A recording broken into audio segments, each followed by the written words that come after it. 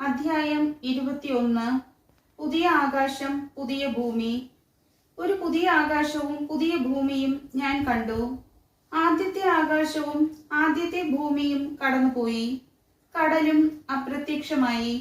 വിശുദ്ധ നഗരമായ പുതിയ ജെറുസലേം ഭർത്താവിനായി അണിഞ്ഞൊരുങ്ങിയ മണവാട്ടിയെ പോലെ സ്വർഗത്തിൽ നിന്ന് ദൈവസന്നിധിയിൽ നിന്ന് ഇറങ്ങി വരുന്നത് ഞാൻ കണ്ടു.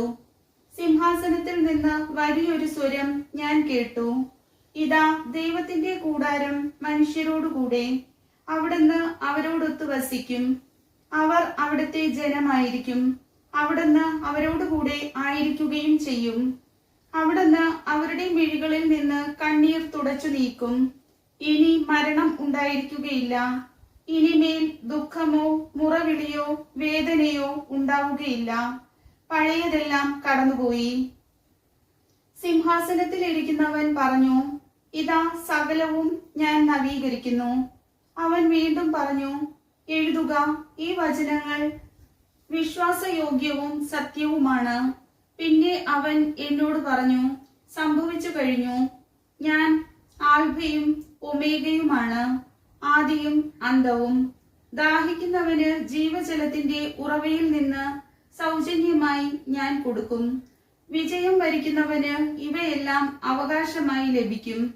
ഞാൻ അവന് ദൈവവും അവൻ എനിക്ക് മകനുമായിരിക്കും. എന്നാൽ ഭീരുക്കൾ, അവിശ്വാസികൾ, ദുർമാർഗികൾ, കൊലപാതകികൾ, വ്യഭിചാരികൾ, മന്ത്രവാദികൾ, വിഗ്രഹാരാധകർ, കാപട്യക്കാർ എന്നിവരുടെ ഓഹരി തീയും ഗന്ധകവും എരിയുന്ന തടാകവുമായിരിക്കും.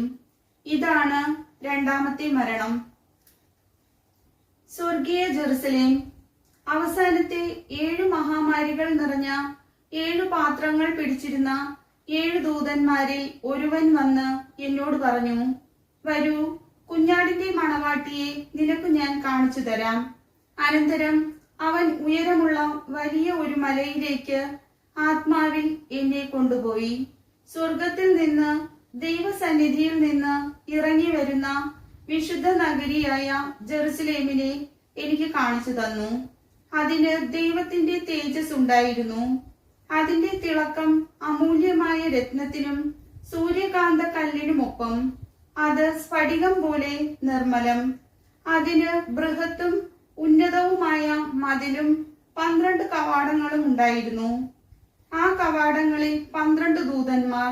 കവാടങ്ങളിൽ ഇസ്രായേൽ മക്കളുടെ 12 ഗോത്രങ്ങളുടെ പേരുകൾ എഴുതപ്പെട്ടിരുന്നു. കിഴക്ക് 3 കവാടങ്ങൾ, വടക്ക് 3 കവാടങ്ങൾ, തെക്ക് 3 കവാടങ്ങൾ, പടിഞ്ഞാറ് 3 കവാടങ്ങൾ. നഗരത്തിന്റെ മതിലിന് 12 അടിസ്ഥാനങ്ങൾ ഉണ്ടായിരുന്നു.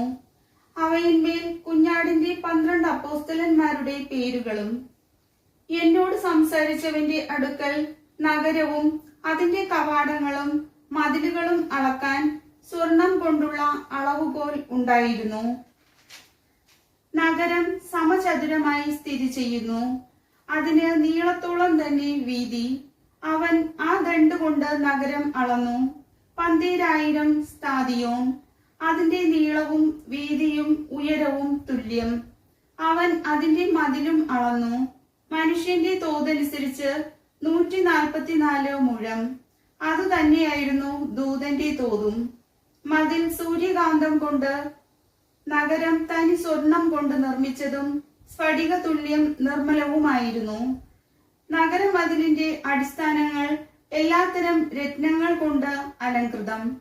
ഒന്നാമത്തെ അടിസ്ഥാനം സൂര്യകാന്തം, രണ്ടാമത്തേത് ഇന്ദ്രനീലം, മൂന്നാമത്തേത് വൈഡൂര്യം, നാലാമത്തേത് മരതകം, അഞ്ചാമത്തേത് ഗോമേതകം, ആറാമത്തേത് മാണിക്യം, ഏഴാമത്തേത് ചന്ദ്രകാന്തം, എട്ടാമത്തേത് പത്മരാഗം, ഒമ്പതാമത്തേത് പുഷ്യരാഗം, പത്താമത്തേത് പവിഴം, 11ാമത്തേത് വജ്രം, 12ാമത്തേത് സൗഗന്ധികം.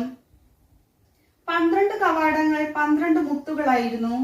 കവാടങ്ങളിൽ ഓരോന്നും ഓരോ മുത്തുകൊണ്ട് ഉണ്ടാക്കപ്പെട്ടിരുന്നു.